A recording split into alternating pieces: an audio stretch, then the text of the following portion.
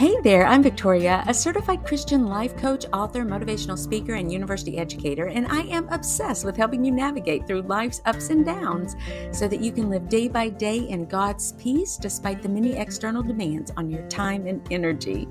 The Choose to Think Inspirational podcast is about the delicate dance between God transforming you from the inside out and your personal responsibility for change, maturity, and refinement as a Christ follower. On the show, I'll help you connect the dots between your faith and your life in practical, meaningful ways while giving God room to do what only He can do, and so that you can shine your light for Christ and be better equipped to serve your family and help others around you. You can change every area of your life, one thought at a time. Welcome back to the Choose to Think Inspirational podcast, Brain Changer. Let's dive in.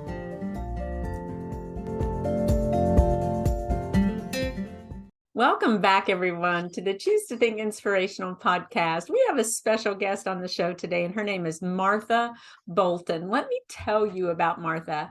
She is the author of 88 books. Okay, so I have like 3 books, and Martha has 88. You're like, what? She's an Emmy nominee, a Dove Award nominee, and the quote with author on 3 New York Times bestselling books. She's amazing. She was nominated for a Writers Guild Award for the Emmy-winning Bob Hope, The First 90 Years. Martha was Bob's first full-time female staff writer and wrote for his TV specials, personal appearances, and special events. She's also written for Phyllis Diller.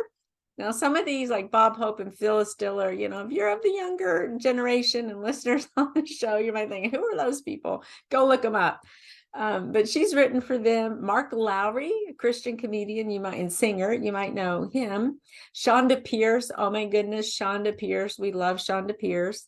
Jeff Allen, and numerous others. Since 2010, she spent much of her time developing and writing projects that are fun, engaging, intense, and hilarious for Blue Gate musicals. She was the playwright for the Confession musical, which airs here shortly. I want you to go make sure that you see that. 2 worlds collide when a young Amish girl discovers she was adopted. As she seeks her biological family, she has to overcome the obstacles of a lost fiancé, a shunning, you know what that is, a shunning, and a crafty gold digger who seeks the fortune of her birth mother. What's so curious about it is it's a musical, but it's a movie. So you get kind of both feels there. It's just so beautifully done. You may recognize John Schneider is Dylan. That's the gold digging husband. And then, of course, I already mentioned the Christian maidservant, which is played by Chonda Pierce. We just chatted so candidly. We talked about the Confession musical movie. We talked about Martha Bolton herself and how her career, the trajectory of her career and how she started. We talked about when she came to know the Lord. We talked about Bob Hope because she wrote for Bob Hope, and she's recently put together with Bob Hope's daughter a book that catalogs many of the letters that Bob wrote to some of the World War II veterans and service individuals. We talk about laughter, and I really love that segment because how do you even write jokes? How do you write jokes for other people? What's the connection and all of that? And without further ado, here's Martha. Welcome to the show, Martha. We're so glad to have you here. My pleasure. Thanks for inviting me. We're just going to take a deep dive, and everyone knows about you already professionally and some of your amazing adventures in life. But can you kind of peel back the layer here, the top here, and just tell us who is Martha, and maybe even share your salvation experience with everyone? I'd love to know that. I started writing when I was 9 years old. I wrote a little book called No Fun Being Young about being the youngest of 5 kids. Wow. And I still have it. I saved it all these years. But I just love to write. That's where I feel I processed life at that young age and continue to do so to this day. In those books, the little composition books, I talk about when I gave my life to the Lord, which was around 6 years old. And Mm. so I write about that. And I grew up in the church. I was, my brother was a preacher. I was raised in the church. My uncle was a preacher. That's where I started writing as far as for other people. I wrote for myself. I wrote poetry, taped it on the wall above my bed, by my bed. I had all these poems up there. I always knew that writing would be a hobby, but I never, ever dreamed or even thought about it being a career. I just didn't equate the two, that you could do that for a living. When life dealt a couple of blows right after I got married young at 18, and my husband was 22. We experienced, when we started to want to have a family, we experienced some hardships and had a miscarriage and then a full-term stillbirth. And to get out of the house, I want not to get out from him, but just to get my mind on other things besides the tragedies we were dealing with. The church I knew they were looking for a secretary, so I thought, well, that might be kind of fun. And you don't realize these little steps you take that are in God's plan, but you don't see it. Through that, I started writing church plays. I started doing I do speak, but I feel very comfortable behind the typewriter. That's where I love to be. I love writing for other comedians.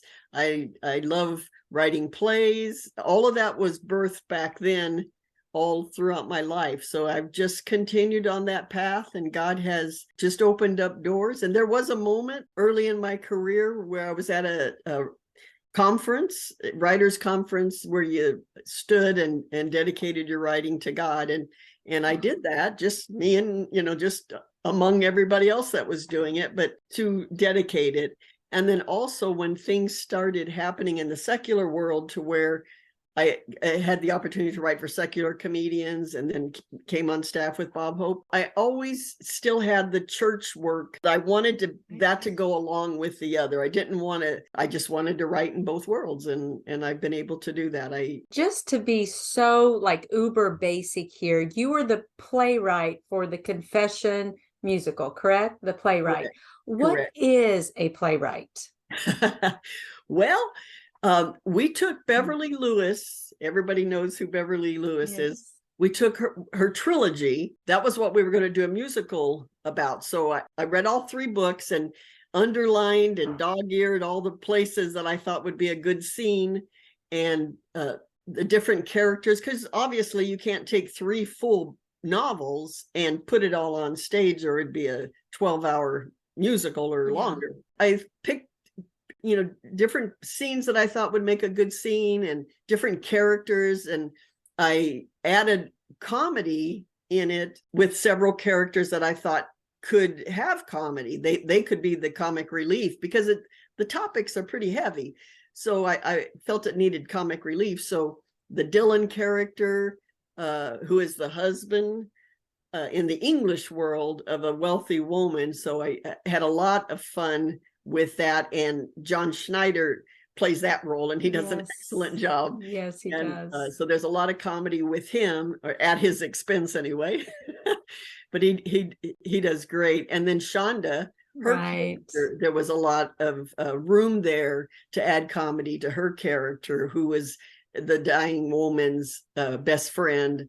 And she's on to Dylan. She's pretty much the one that figures it all out. That's the process. And then from all those years of writing plays for the church, I love doing dialogue. I love playing around with words, and just making the whole thing come to life on the stage. That pretty much is the playwright's job. And then we have the composer, who comes in and writes original songs that come out of the scenes. Whether it's a solo or it's a full cast, or, some variation thereof, but it's a group effort.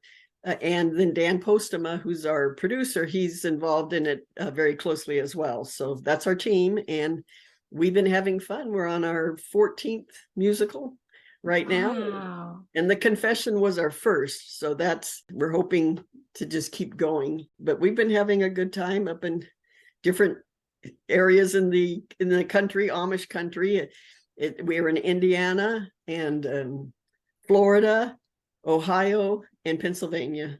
Wow. Yeah, it's absolutely beautiful. As I was watching the screener, I just marveled at how it's a musical, but it's like a movie at the same time. And so you get the musical feel, even with the backdrops. They were just stunning as you're Oh, looking at it on as a movie. It almost like when the people were standing in front of the background, depending on where the camera actually was, it almost looked like you were right there. They were there like a movie. Whereas then they would pull back and you got the theater feel, oh, this is a live kind of thing, almost as if it were live. right. But it was not performed live, correct? I know it was live, but there were cuts and takes and redos. Is that right? What happened was we had 2 nights of filming and they were live shows. And Okay. they were about 1,000 people each night. They were sold out. They filmed both nights. After that, they took bits and pieces from each night, and then they also staged a few that added, and then some atmosphere filming that they did to get the surroundings and whatnot. So it was an adventure to blend the two, and it was an Yeah. exciting part of the whole project was that it was not only you're seeing a live show, but it's also a movie. So that was an interesting thing to do, but we sure enjoyed it, and the audience seemed to enjoy it. They were very positive about it, and we're hoping that all across the country, because it's going to be in 1,500 theaters, and we're Yes. hoping that we're taking people to Amish country if they can't get there, or we're whetting their appetite if they would like to come and see some of the other shows. And then the film is also going to be on Up TV around Easter. So Wonderful. Is it February 20? 3 o'clock and 7 o'clock showings at their local time, Yeah. fathomevents.com, or they could go to confessionmusicalmovie.com. And Yes. you can buy your tickets there, and all the information will be there. I want to circle back a little bit to one of the things I've already read in your bio. And it says, since 2010, she, talking about you, has spent much of her time developing and writing projects that are fun, engaging, intense, and hilarious. So what does all of that mean? How do you find all of that and put all that together? Like I was saying, when I'm reading the books, they jump out at me because you just are, what you're looking for, and when you see it, it just jumps out at you. But I like, and the whole team, we enjoy that, where the audience can come and they're going to laugh, they're going to be moved, they're going to hear a message, as far as it's not preachy, but it's going to move your heart, Absolutely. and you're going to leave with the feeling of hope and just a good feeling. And that's a nice way to leave a theater.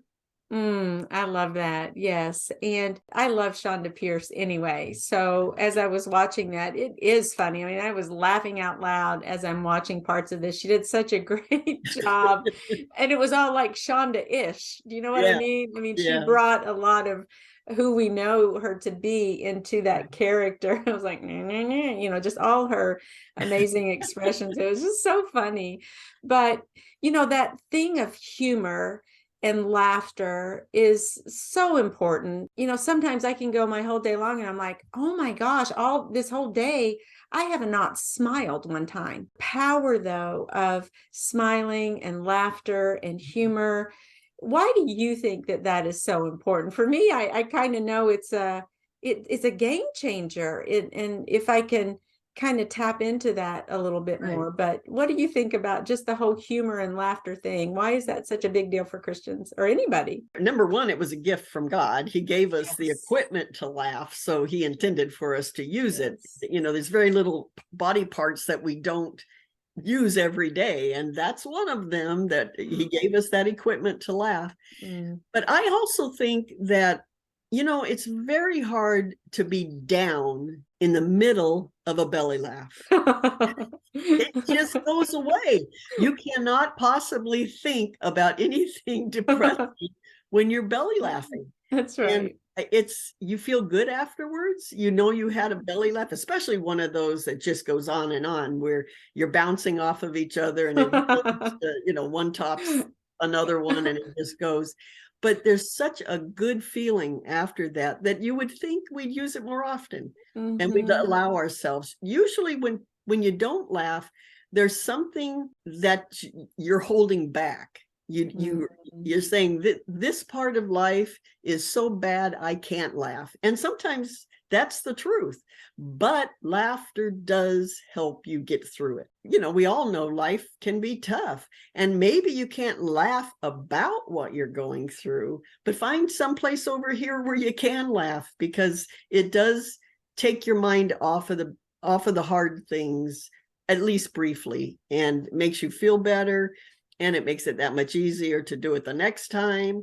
It's a tool. It's another medication that's totally natural, and we can use it as often. There's no limit to how many times you can use it per day, and it lasts you. It just really gets you through life. What do you do personally, like to foster laughter in your life and humor? Any tips for us? What can we do? Well, I'm always on the lookout for it. If I see something funny in my head, I'll say something, or I'll say it out loud, but I'm constantly doing that. So I'm always cracking myself up, even if it's at 2 or 3 o'clock in the morning. I'll just, some thought comes in, and you just go with it. So I do that. I watch funny movies if I can. I love to watch old funny, some of the funny old sitcoms that so many of us, they're treasures that we've got. Before long, you're watching those things, especially if you're going like YouTube or one of those, and you're going from one to the next.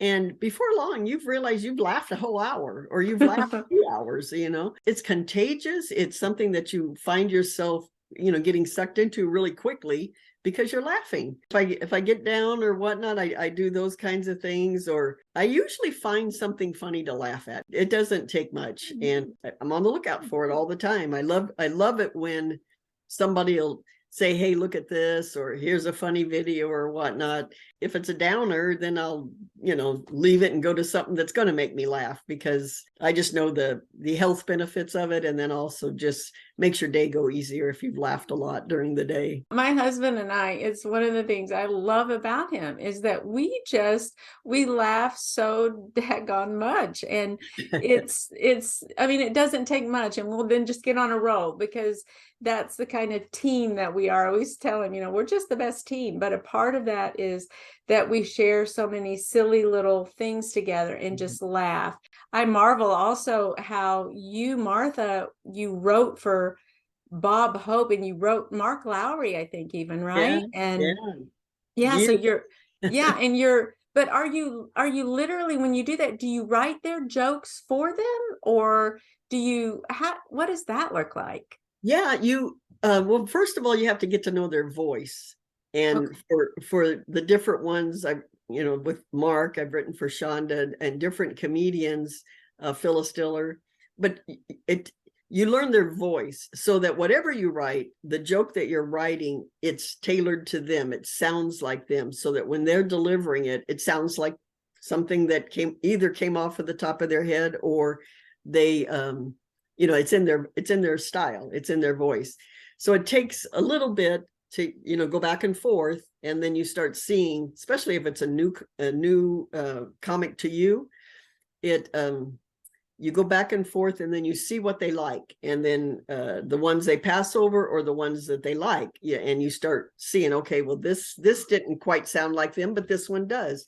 And then after a few times, then you really nail their voice, and then you just, it's second nature to you. Okay, I'm writing for this person right now, and you write in their voice, and it's something that you learn. You have to train yourself to do it, and men or women, I've learned to do that, because when I started in church, when I was roasting the pastors and the different people, it was often men that I was writing for. So I had that skill of knowing that voice. And then, then you write for Phyllis Diller, you write for, somebody else, another female, and then you learn their voice, whatever their voice is. So what a gift. Such a gift. Yeah. Do you have like a favorite joke or a favorite story? Any funny story you could share that comes to mind? Oh, there's so many funny stories that have happened with each of them. I am in the middle of writing my memoirs right now. So Good. I'm going through and remembering all of these funny times that happened with the different ones. I remember one, it's not so funny, but it kind of ended up funny.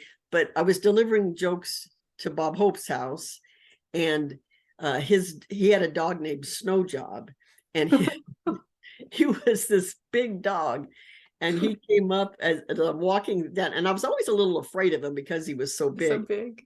But I dropped the material off at his assistant's desk, and then as I'm walking out, that he came up to me, the dog did, and then he starts putting his nose down by my feet, and then quick as anything, he just took a plug out of the top of my foot. So he bit you? He bit you? Me. Yeah. That's what we thought of the jokes, I guess. I don't know.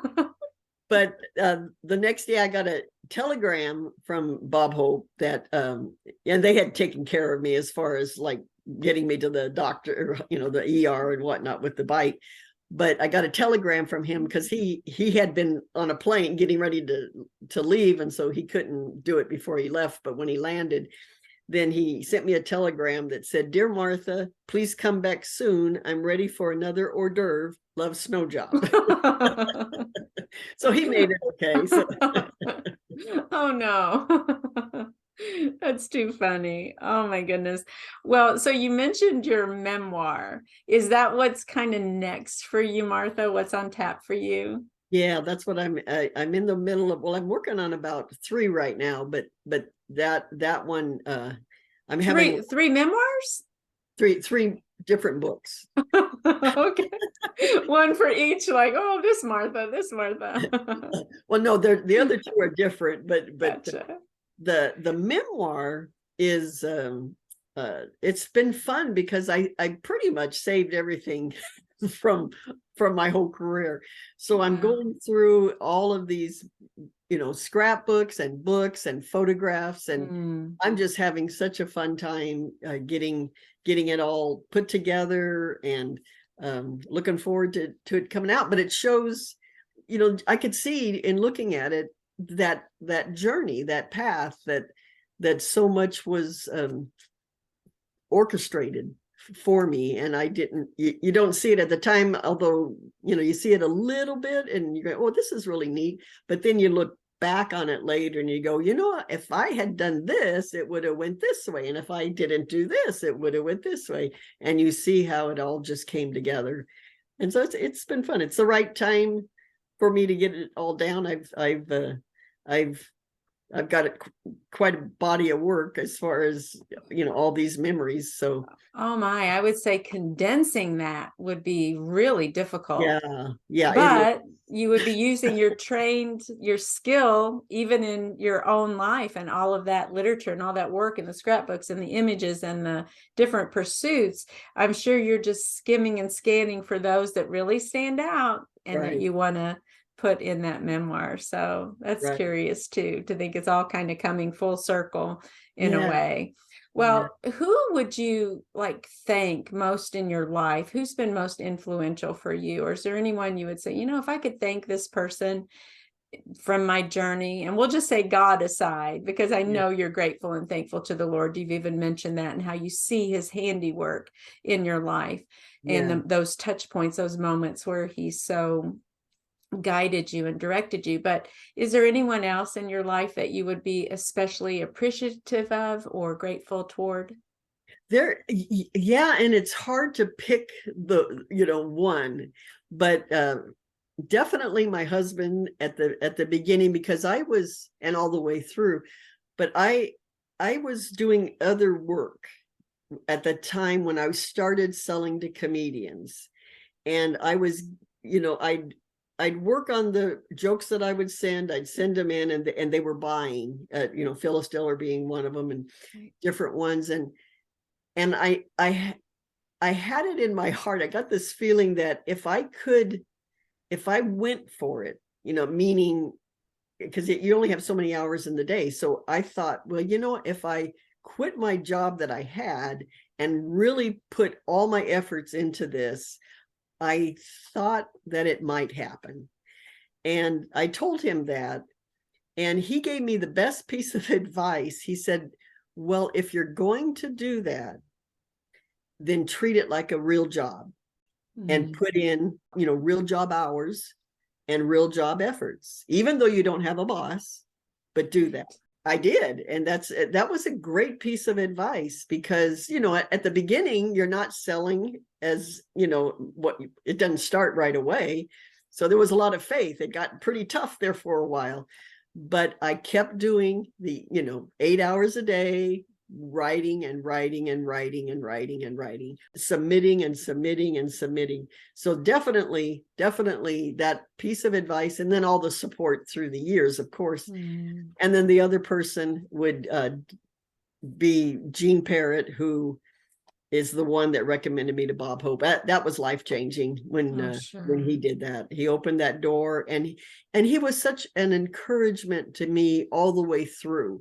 He walked me through, because I tend to be shy. And so in the writers' meetings, it was just me and all these guys. And in the writers' meetings, I would be quiet. I would hold back. And he was the one that kept pushing me to speak up more, and kept, if we needed to go into Bob's dressing room, he would say, come on, Martha, come with me. And he just kept opening both literal doors and creative doors that I'm forever grateful to him. He totally changed my life. Oh, indeed. And what a wonderful tribute there. I see the book that you have about the letters and the correspondence. Can you just talk for a second about that, Martha? What an opportunity that was. The neatest thing about it is this started when Bob was alive. And I had come across the letters that these soldiers from World War II had written him. And I was so moved by the relationship that he had with these soldiers, and that they just adored him. But it was funny, it was serious, it was they called him dad, and he called them sons. He adopted, they'd ask him to adopt them. And I mean, it was just this real fun relationship that comes to life in all of these letters that they were writing him.